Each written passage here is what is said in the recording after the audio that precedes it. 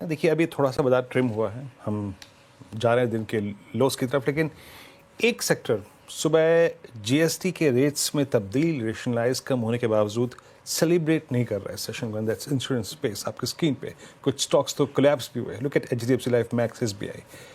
क्या है ये विषय, क्या है अंदरूनी कहानी, और बावजूद इसके जो जीएसटी है वो स्लैश कर दिया गया, कम कर दिया गया, ये स्टॉक सेलिब्रेट क्यों नहीं कर रहे हैं?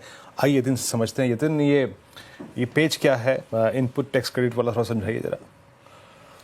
तो जितना दिखता है उतना सरल नहीं है इंश्योरेंस कंपनीज के लिए। इनफैक्ट अगर आप इंश्योरेंस पे जीएसटी की बात करें तो ये एग्जेम्प्ट कैटेगरी में चला गया, यानी किसी भी प्रकार का जीएसटी अब इंश्योरेंस प्रोडक्ट्स पे आपको नहीं देना होगा, चाहे वो हेल्थ इंश्योरेंस हो, चाहे वो जनरल इंश्योरेंस हो।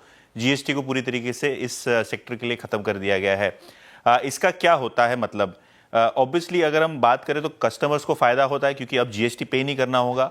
हालांकि इनपुट टैक्स क्रेडिट यानी आईटीसी जिसको हम लोग पॉपुलरली बोलते हैं, जो इनपुट टैक्स क्रेडिट आपको मिलता है खर्चों पे, वो अब नहीं मिल पाएगा।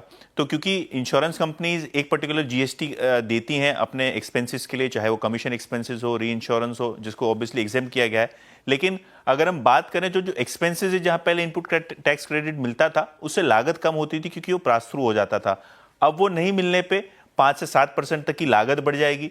इसका मतलब यह है कि जो इंश्योरेंस कंपनीज हैं, अगर आपको सेंटिमेंट ठीक रखना है तो आपको ये कॉस्ट अब्जॉर्ब करने पड़ेंगे शॉर्ट टर्म में, क्योंकि आप तुरंत ही पॉलिसी के दाम बढ़ा नहीं सकते। और जिसके कारण वीएनबी मार्जिन्स पे ब्रोकरेजेस के हिसाब से, जैसे सीएलएसए, मॉर्गन स्टैनली है, असर मुमकिन है। मार्जिन्स पे तो असर होगा ही। अगर हम कमीशंस की बात करें, दूसरे कॉस्ट की बात करें, तो वो भी इंश्योरेंस कंपनीज को अब कम करना पड़ेगा। तो शायद शॉर्ट टर्म में इंश्योरेंस कंपनीज का नुकसान होता हुआ आपको नजर पड़ेगा, मार्जिन पे प्रेशर दिखेगा। और एग्रीगेटर्स की बात करें तो एग्रीगेटर्स क्योंकि कमीशन घट सकते हैं तो इनको भी थोड़ा बहुत घाटा का सामना करना पड़ता आपको दिखाई देगा। और शायद इसीलिए इंश्योरेंस कंपनीज में डेज हाई से आप 4-5% तक का करेक्शन देख रहे हैं। पीबी फिनटेक में लगभग डेज हाई से 100 रुपए की गिरावट है। और सारे के सारे लाइफ इंश्योरेंस और जनरल इंश्योरेंस कंपनीज जो लिस्टेड स्पेस में आपको प्रेशर में दिखाई पड़ रहे हैं। ओके, बिल्कुल यतिन। और खैर